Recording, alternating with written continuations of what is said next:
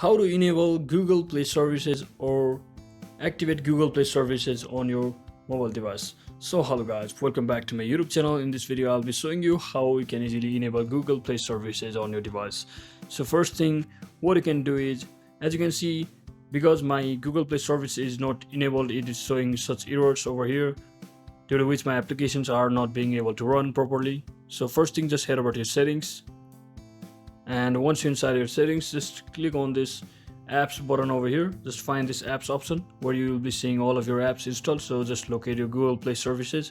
I'll just locate my Google Play services over here, as you can see, and you can see clearly that it has been disabled. So now to enable it, just tap on this enable button over here, and just like that you will have successfully enabled the Google Play services and your applications should start working correctly. So I hope this video was helpful. If it was, don't forget to like and subscribe to the channel. See you on the next one.